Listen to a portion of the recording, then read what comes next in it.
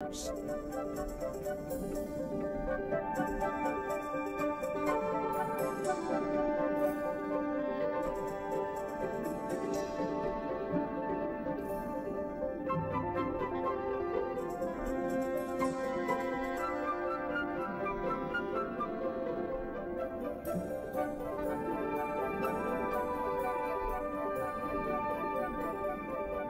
the swirling cold currents, life abounds.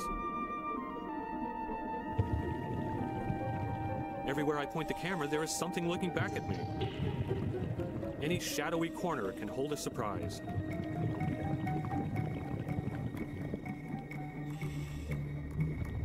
Curiosity is not limited to our species.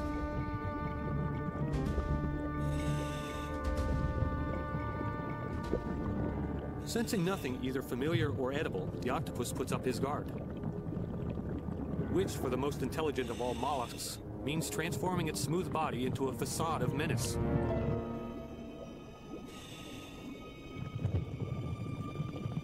I know from experience it's not likely to attack something as large as me. It's just trying to look as fierce as possible.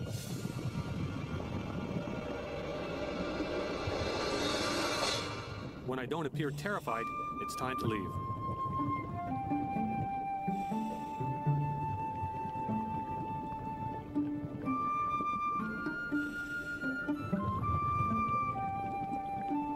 For good measure, he appears to booby-trap my path with a sunflower star, perhaps thinking that this predator, feared by other bottom creatures, will also intimidate me. To avoid frightening the octopus, Pitcairn moves off in a different direction, only to come upon another strange creature.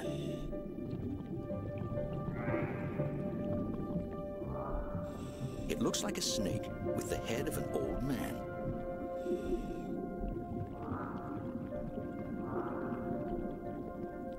Its name, the wolf eel, suggests ferociousness, and its powerful jaws can crush spiny urchins.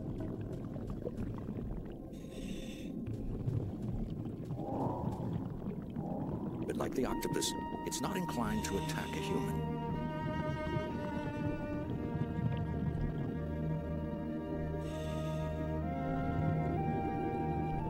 The wolf eel pair pay Pitcairn little notice, preoccupied more with courtship and their version of nuzzling.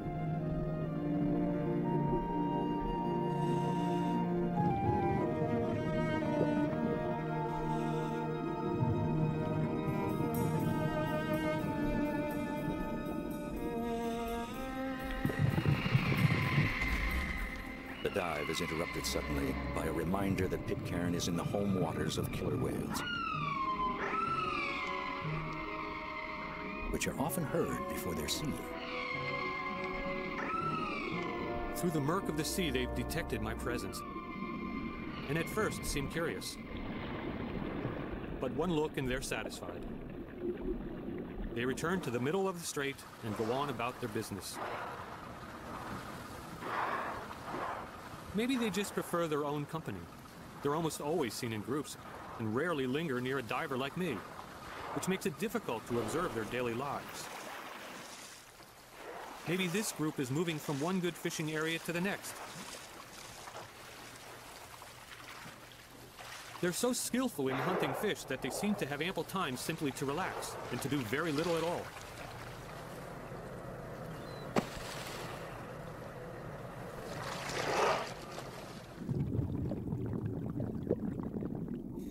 Other creatures in the killer whale realm below must survive by eating organic matter blowing by in the endless currents. Like this nudibranch, a kind of snail without a shell, each invents its own way of capturing morsels of food. Sweeping the water with its umbrella-like bonnet, the hooded nudibranch acts like a fisherman, casting a net to catch passing plankton.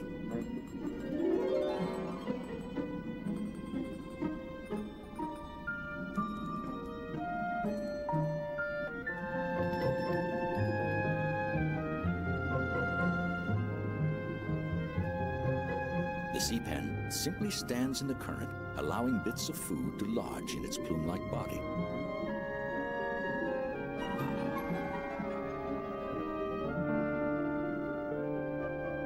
The basket star, An animal that looks like a small bush in winter snags passing food with its branches. Barnacles scoop through the water with their feathery back legs and eat whatever they catch.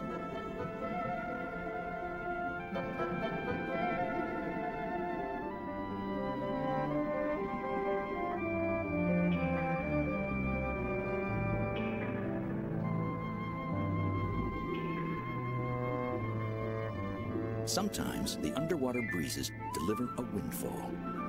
The jellyfish can rise and descend by pulsing, but its direction through the sea is determined mostly by the currents.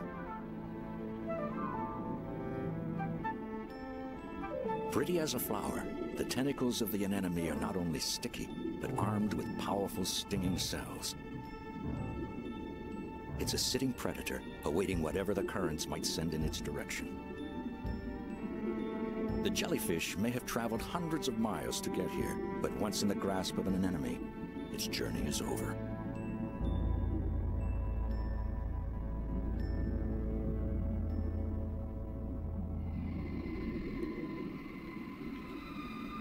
Killer whales are not the only formidable creatures here, but through size and intelligence, they dominate this undersea world, as strikingly as humans do the land.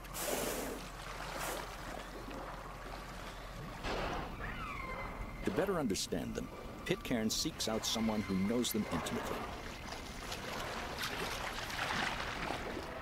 Biologist John Ford spends his entire professional life watching and pondering the culture of killer whales, or orcas.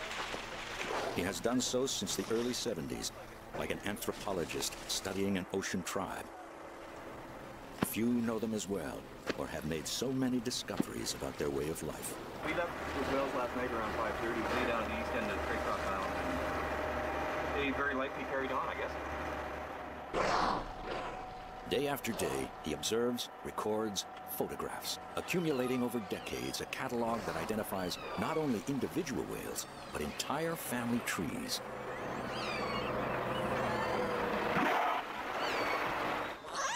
The calls of the whales are often loud enough to be heard from a boat, and Ford has learned to pay special attention to these sounds.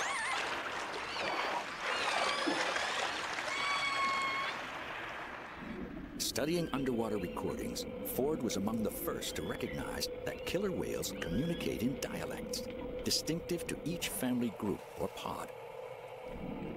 An individual's family heritage can be determined from the unique calls it makes.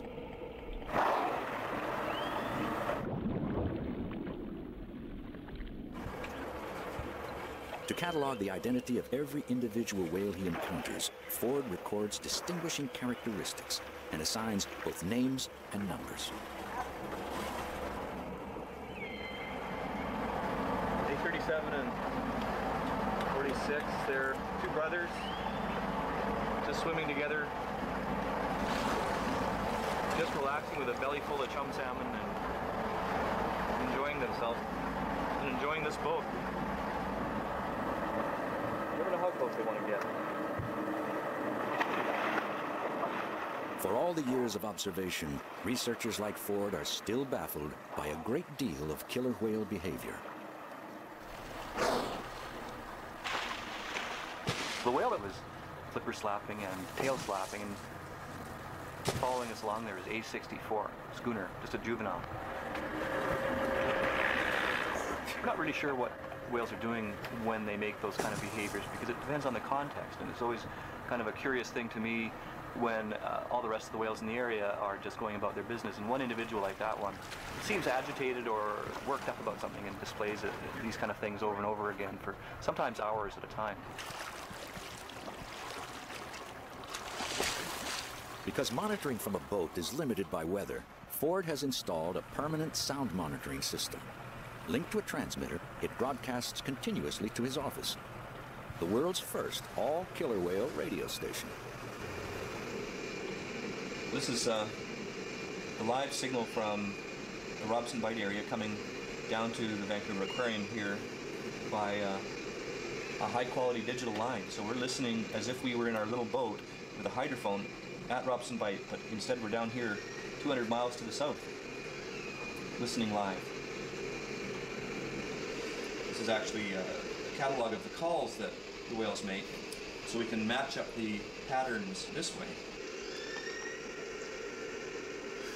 So when it goes like that, that is an N4 call. Young animals that are born into the pod learn those unique family dialects.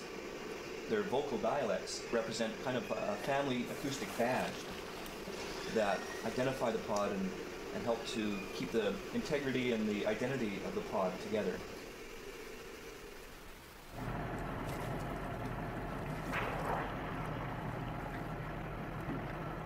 My goal is to film them underwater in their own fluid realm, to try to convey how the world looks and feels to them.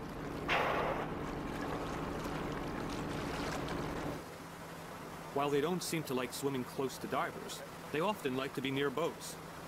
So we experiment with a camera suspended on a pole, hoping to get some close-up views of these wary creatures.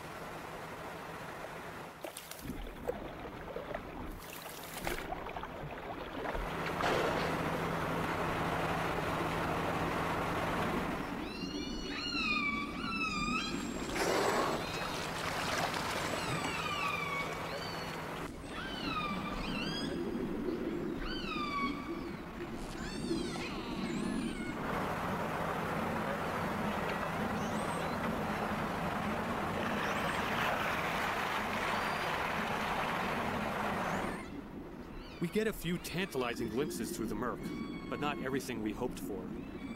We'll have to find a location where they're more at ease and devise a way to place our camera in their world without attracting their attention and suspicion.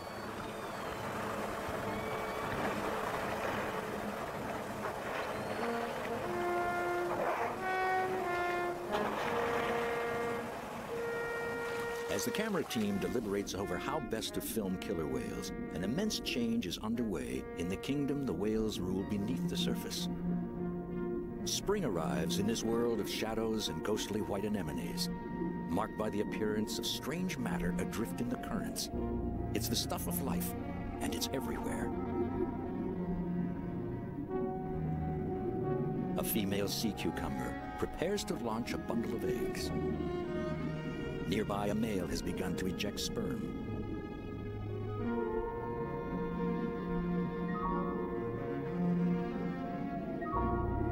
Conception among most bottom dwellers occurs not through intimacy with a mate, but by blindly discharging the elements of new life into the passing currents.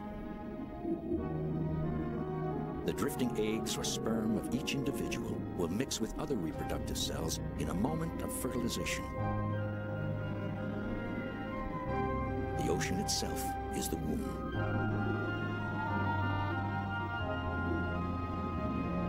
Throughout the coastal seas, creatures of the ocean floor cast the seeds of their next generation into the liquid breezes.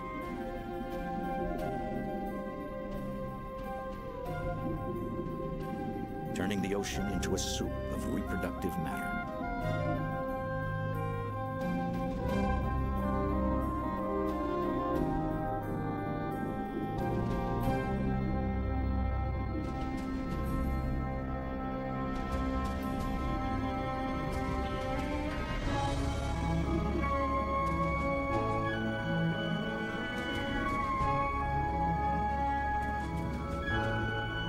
A great percentage of the spawn sent off by creatures like the slime sea star is likely to be intercepted. For hungry fish and filter feeders, the seeds of new life are just another kind of food to pluck from the currents.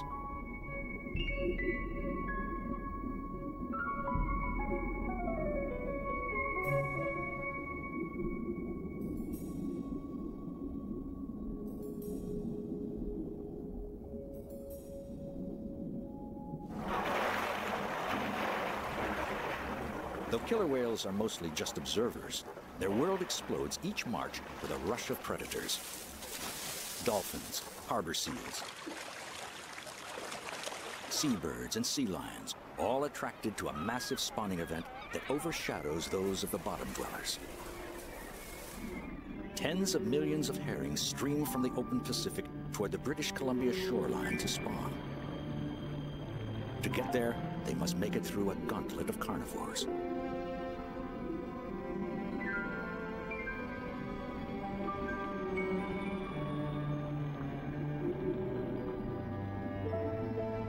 Panicked by the appearance of predators, each fish seeks safety in the middle of the school, producing what looks like a giant silver organism, trying desperately to find a safe path to its spawning grounds. I encounter so many things in the sea that could not occur on land. In the dense embrace of water, 1,000 weightless creatures whirl and dart side by side, like an artwork come to life. I drift beneath it, mesmerized. The local people call it simply a fishbowl, belying the elegant symmetry and beauty of what I see down here.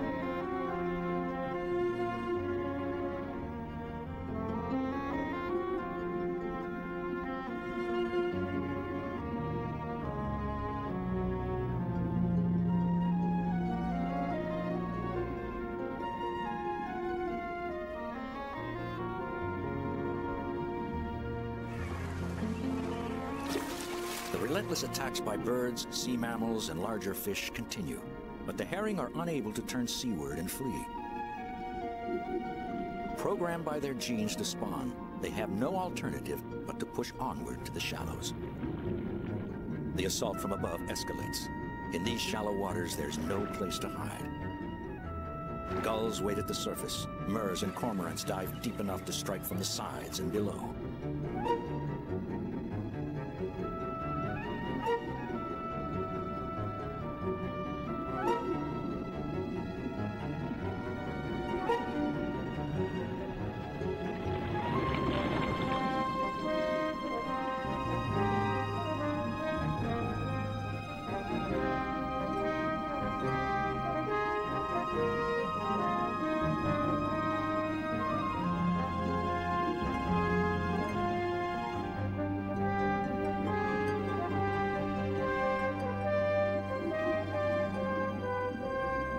For a time, the annual herring frenzy so dominates life along the coast that it attracts even migratory gray whales into the realm of the killer whales.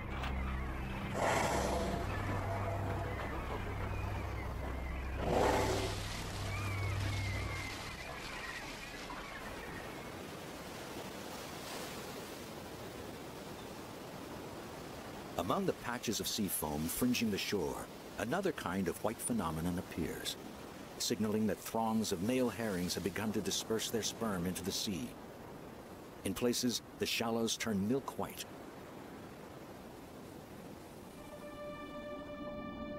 The release of these clouds of sperm, or milt, triggers a reproductive frenzy.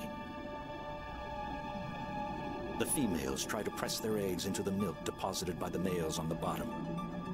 All the while, the milk drifts upward in such volume that vision becomes difficult.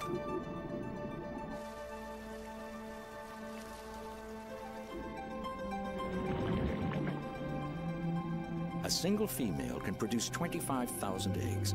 The result is an undersea blizzard of almost incomprehensible proportions.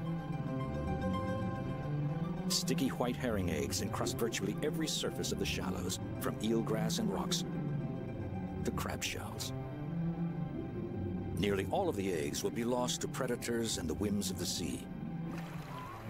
But if only one in every 5,000 produces an adult, the herring population will be sustained. For gulls, the appearance of herring means a season of plenty. Each receding tide uncovers a feast of eggs.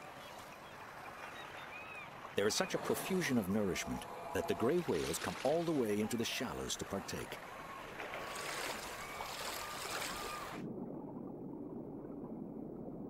Raking the eelgrass with its baleen plates, one of the largest creatures in the sea feeds on eggs the size of birdseed.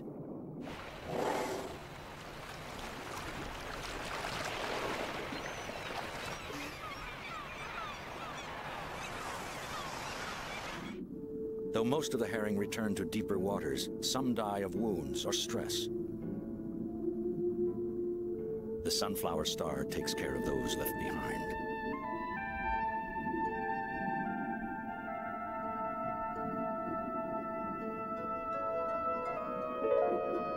Oddities appear underwater during the herring spawning. A hemlock tree seems to grow from the bottom of the sea. Observing the annual herring feast over centuries, native peoples sought ways of exploiting it for human food. They discovered that spawning herring were attracted to hemlock for some reason. Along the west coast of Vancouver Island, the Hesquiot tribe still harvests eggs deposited on the hemlock branches they set up early each spring in advance of the spawning. Like their ancestors, present-day Hesquiots treasure the herring caviar as a delicacy. Their harvest is purely for tribal consumption.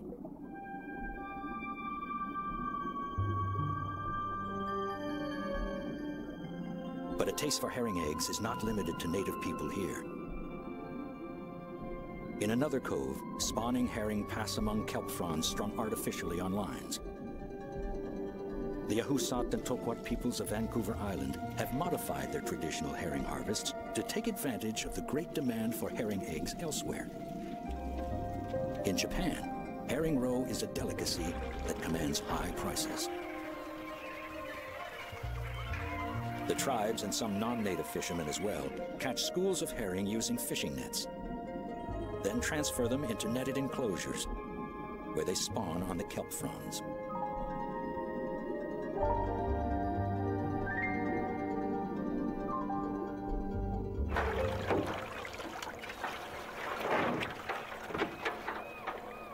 The captive herring school attracts non-human harvesters as well. River otters descend from nearby streams to fill their bellies with herring.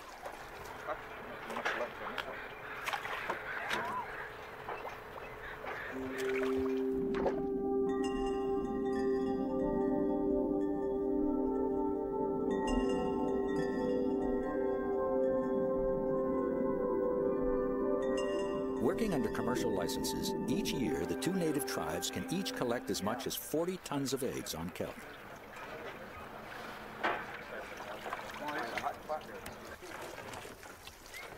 What is merely food for otters is big business for humans. Such commercial harvests can be worth millions of dollars.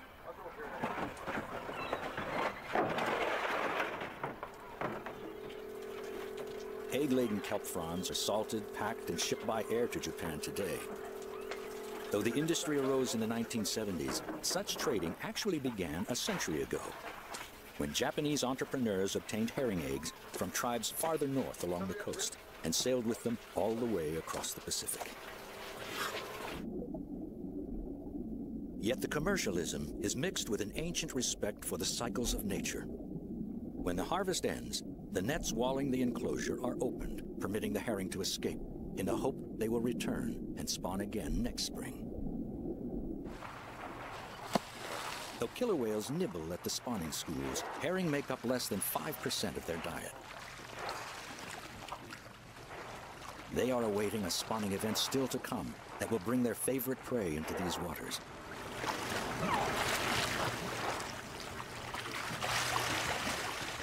Yet as the killer whales mark time, the greatest exploitation of the herring is about to begin. It dwarfs the hunting by ocean animals and the harvesting by natives. In Vancouver Island harbors, commercial fishing boats await the start of a different kind of herring frenzy. Attention Gulf of Georgia herring seine fleet. This is the Fisheries Patrol Vessel Chilco Post. The herring seine fishery will commence immediately. Only licensed... The opening of the herring season is the beginning of an ocean gold rush. To prevent overfishing, authorities stringently limit the commercial herring season, often to only a single day each year. Sometimes to only 1 hour. 1 hour in which many fishermen must haul in most of their fishing income for the entire year. So valuable is the fishery that luck can bring boat owners a near fortune in a day, and failure can mean bankruptcy. It's a high-stakes drama in which not a second can be lost.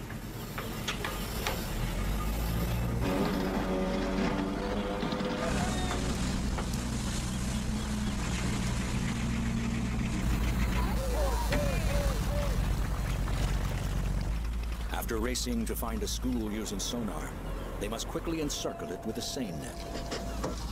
Then draw the net tight, often catching more than herring.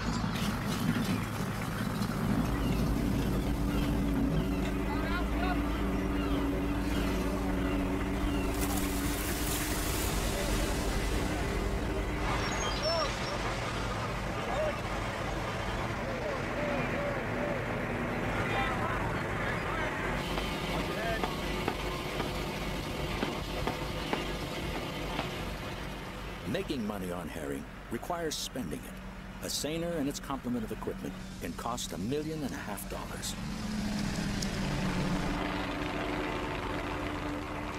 But depending on luck and skill, in their brief window of opportunity, they may pull in anywhere from 20 to 200 tons of herring.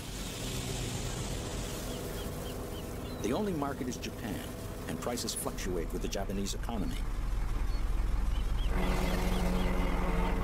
There have been years when a catch of a single boat brought in $250,000.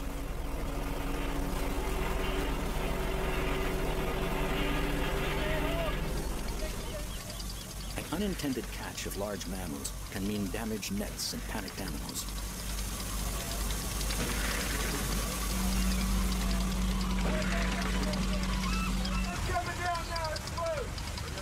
The fishermen give the sea lions every opportunity to escape. And one by one, they all do.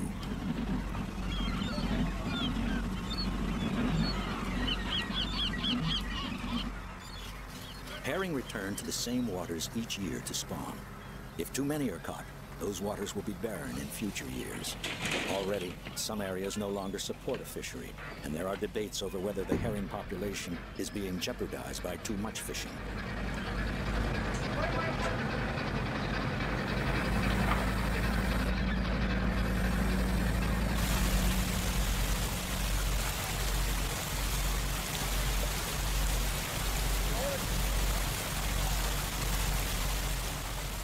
So intense is the rush to haul in fish, captains can imperil both their boats and crews by overloading. Even large vessels can be overturned by 200 tons of fish in their net.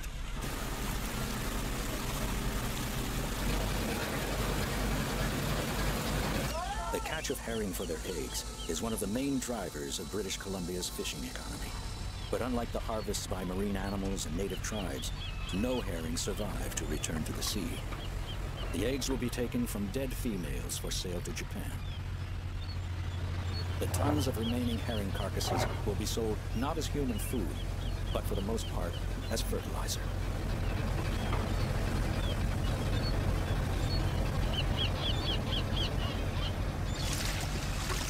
As spring turns to summer, the flood of life awaited by the killer whales approaches from the open sea. Salmon by the millions in wave after wave.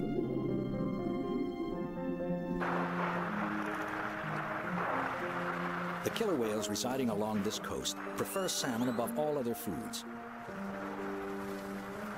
To catch them, pod members spread out and comb the area. They send out sonar-like high-frequency clicks that echo off objects in the sea, giving them an acoustic means of detecting their prey through murky waters.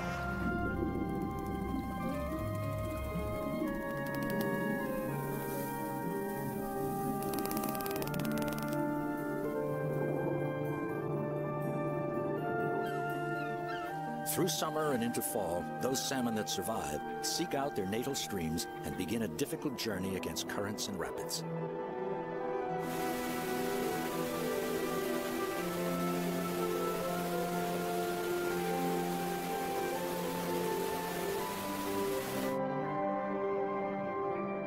Having survived killer whales, they now meet a terrestrial equivalent. But survival is not their purpose. After spawning, all the salmon will die. Adult grizzlies and their cubs shun the dead fish in search of those still alive. In the meantime, they snack on the salmon eggs littering the bottom.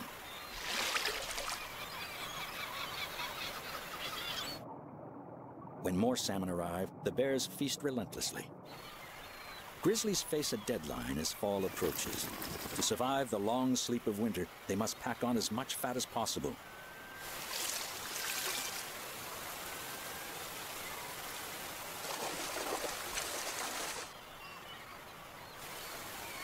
Some gain 300 pounds or more, most of the weight coming from long days of eating salmon. It can be both filling and exhausting.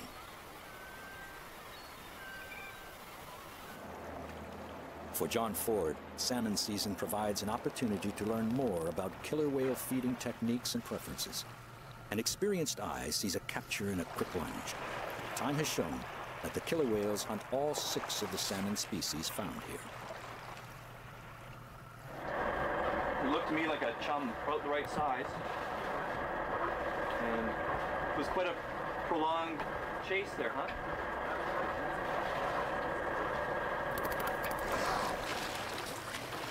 We saw him take a chum salmon, very likely. There's a big run of chum salmon coming through the strait today, and we managed to get a scale sample from that kill. Oh, that's a bit of silver, yeah. Sometimes you get little bits of pigmented. And we'll be able to identify what species it is from the unique quality of the scale.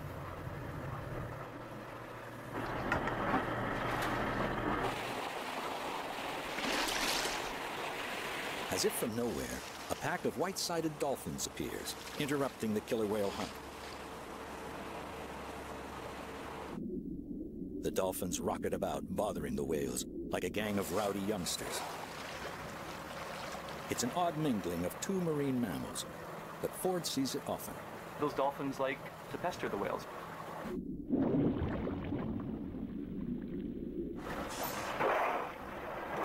We see them doing it to humpback whales as well, where they will chase them around and smack them with their tails and just generally be kind of pesky for whatever reason.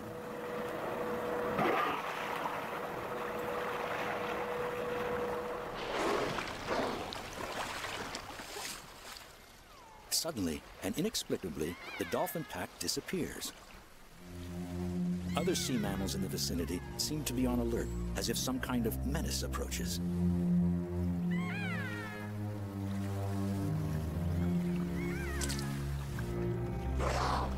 The menace is real. A pack of aggressive killer whales passes through, driving harbor seals ashore. More nomadic than the resident whales of the region and traveling in smaller families, these transients also prefer the meat of sea lions and dolphins to fish. Distinguished by tall, pointed dorsal fins, these mammal eaters don't seem to mingle with their fish-eating cousins.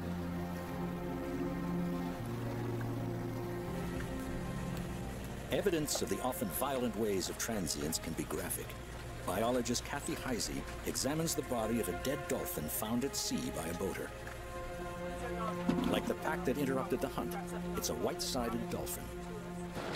I can tell you for certain that it was killed by a killer whale, just judging by the teeth rake marks on its body. And whether it was killed by transient killer whales or resident killer whales, I can't tell you, but my guess is it's transients, because they're the only ones that we've seen fatally attacking animals. And what's surprising to me is that they didn't eat it, because they obviously injured it and perhaps played with it even for a while after they killed it, just judging by the different types of rake marks that are on its body. They're all at different angles and they're all quite deep.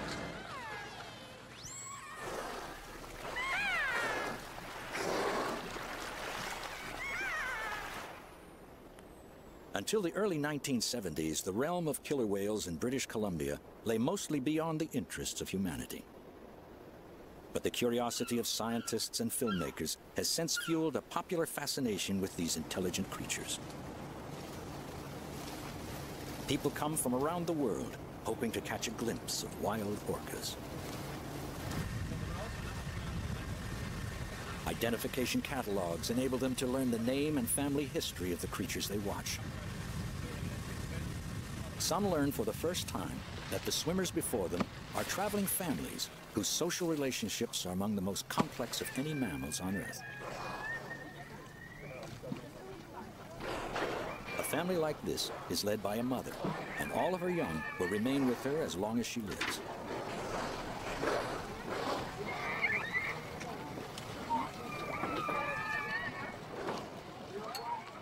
approaching the boat is not just a juvenile whale, but someone's daughter, sister, granddaughter. That's amazing! Oh my God! Oh my God!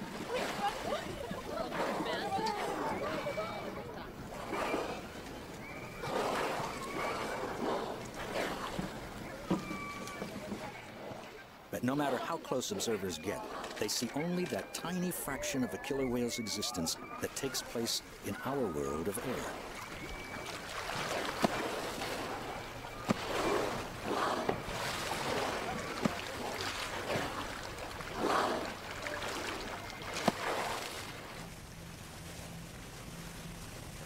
Pitcairn and his friends have devised a plan to peer, at least briefly, into the hidden part of killer whale existence by going where other visitors cannot.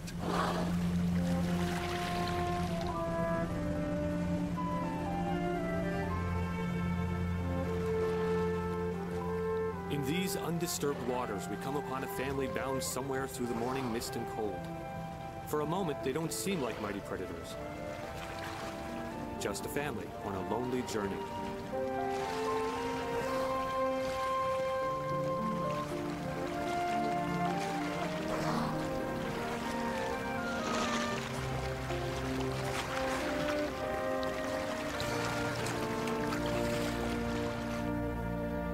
Pitcairn's destination appears unremarkable. A beach covered by a bed of smooth pebbles that extends out into the shallows. But in fact, it's a special place where killer whales may let down their guard. In hopes of capturing a few moments of killer whale behavior here, the team arrives with an arsenal of equipment. Yeah, right.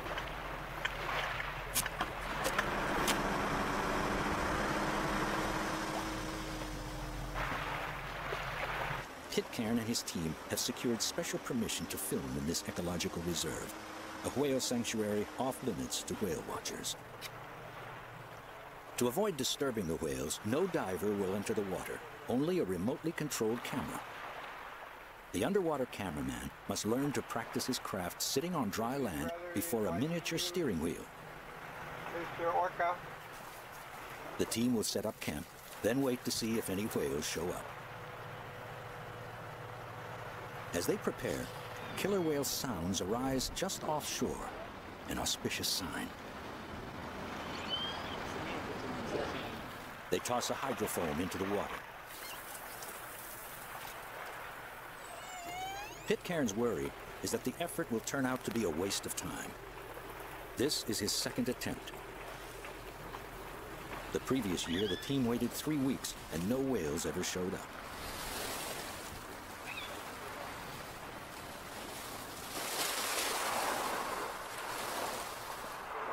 Every precaution has been taken to avoid disrupting killer whale behavior. But there is no way to know if the wary animals will shy away, even from an untended camera.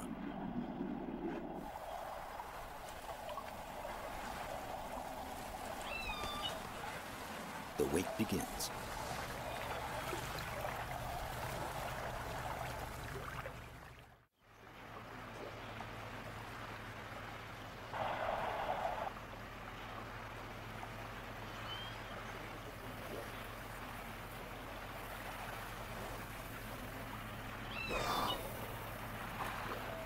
On only the second day, they sight a killer whale family rounding the point, headed toward them.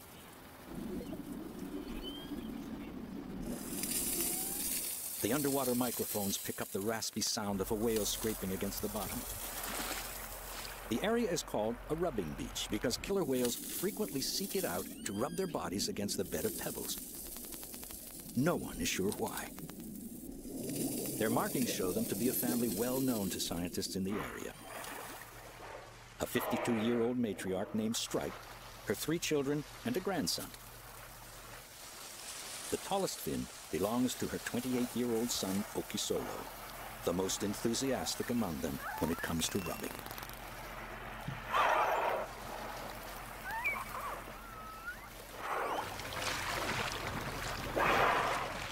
Her 18-year-old daughter, Ripple, has a 2-year-old son of her own, Midsummer, who seems reluctant to rub.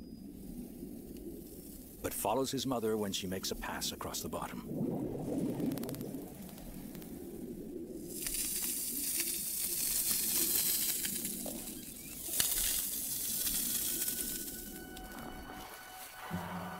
Children at play. Adults enjoying a relaxing swim. It seems the undersea equivalent of a family day at the beach.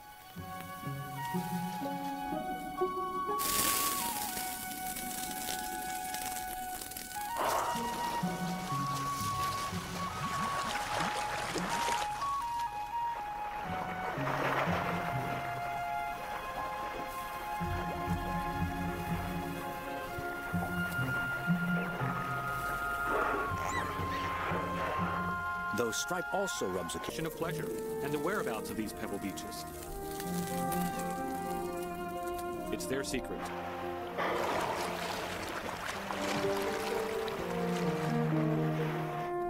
And we're peeking into the place in their world where they can escape the labors of daily survival for an occasional hour of amusement.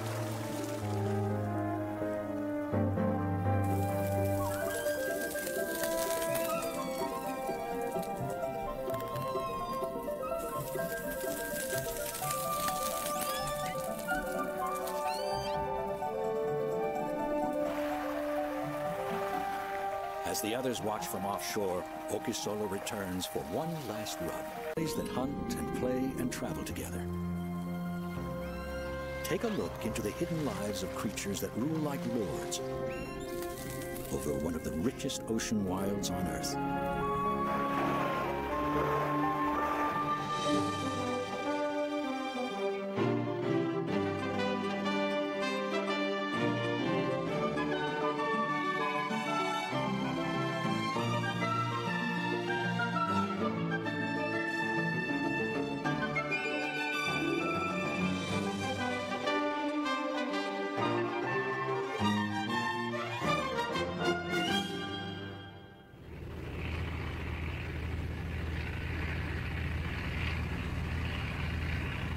The journey is an attempt to peer with a camera into a hidden kingdom of killer whales in the Pacific Northwest. A longtime goal of diver and filmmaker Theodore Pitcairn. His destination is an area inhabited by about 300 killer whales in the straits between the British Columbia mainland and Vancouver Island.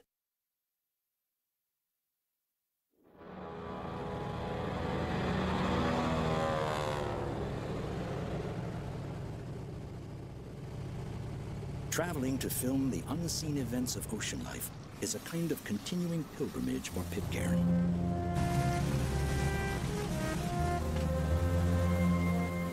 I've come to appreciate that every place in the ocean has its own enchanting qualities. Here we enter a world of cold beauty, of ice, mist, and fog. We've come here not only to film killer whales, but the ocean wilds in which they live. I'm curious to learn what makes this ocean habitat so special that hundreds of orcas congregate here.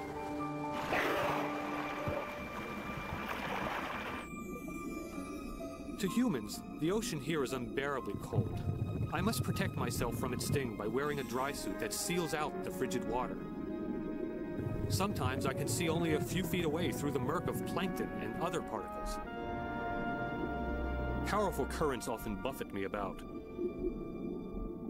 These cold water winds blow constantly through the kelp forests of the bottom, so that the realm of the killer whale seems like a place invented by animators who can make plants seem like a troupe of dancers.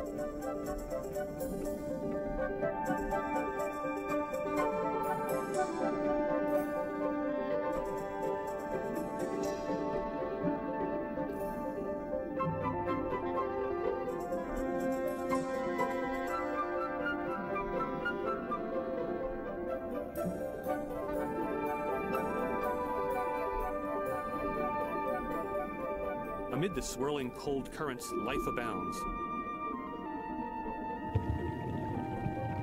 Everywhere I point the camera, there is something looking back at me. Any shadowy corner can hold a surprise.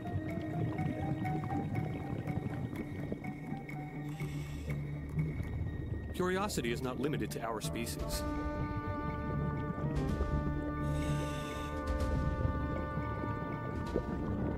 Sensing nothing either familiar or edible, the octopus puts up his guard.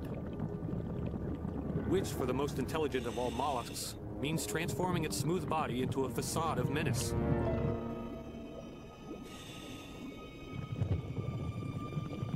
I know from experience it's not likely to attack something as large as me. It's just trying to look as fierce as possible.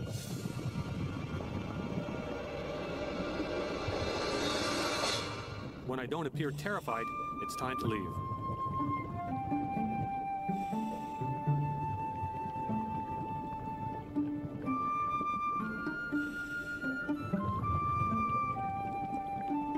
For good measure, he appears to booby-trap my path with a sunflower star, perhaps thinking that this predator, feared by other bottom creatures, will also intimidate me. To avoid frightening the octopus, Pitcairn moves off in a different direction, only to come upon another strange creature.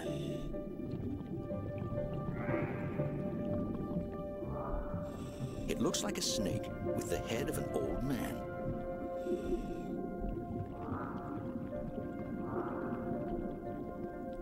Its name, the wolf eel, suggests ferociousness, and its powerful jaws can crush spiny urchins.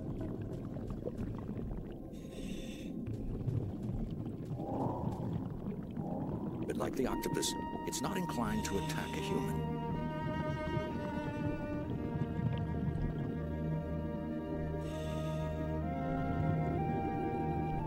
The wolf eel pair pay Pitcairn little notice, preoccupied more with courtship and their version of nuzzling.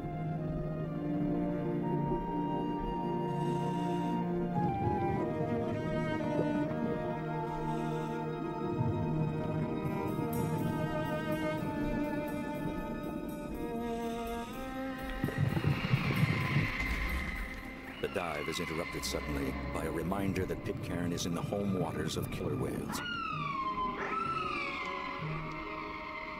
which are often heard before they're seen. Through the murk of the sea, they've detected my presence, and at first seemed curious. But one look and they're satisfied. They return to the middle of the strait and go on about their business. Maybe they just prefer their own company. They're almost always seen in groups and rarely linger near a diver like me, which makes it difficult to observe their daily lives. Maybe this group is moving from one good fishing area to the next. They're so skillful in hunting fish that they seem to have ample time simply to relax and to do very little at all.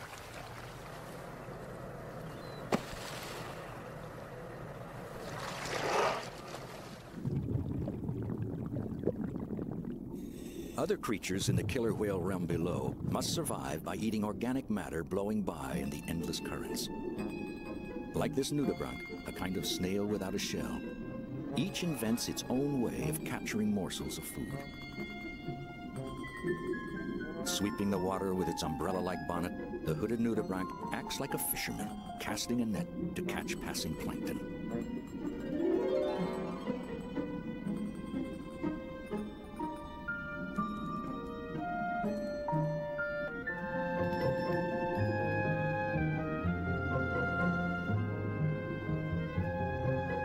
The sea pen simply stands in the current, allowing bits of food to lodge in its plume-like body.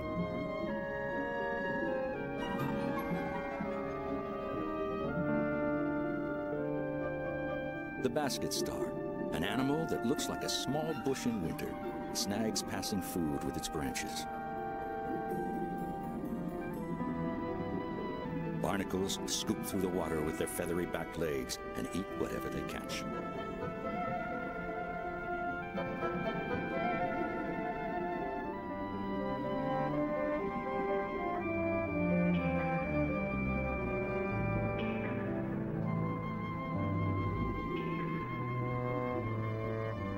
Sometimes the underwater breezes deliver a windfall.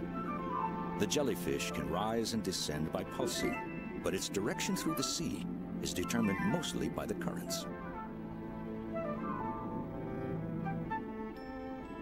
Pretty as a flower, the tentacles of the anemone are not only sticky, but armed with powerful stinging cells. It's a sitting predator, awaiting whatever the currents might send in its direction.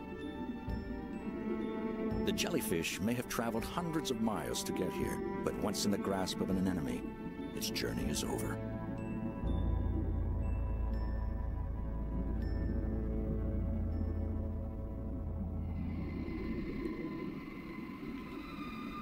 Killer whales are not the only formidable creatures here, but through size and intelligence, they dominate this undersea world, as strikingly as humans do the land.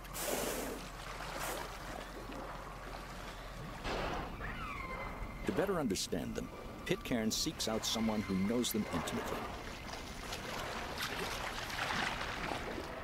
Biologist John Ford spends his entire professional life watching and pondering the culture of killer whales, or orcas. He has done so since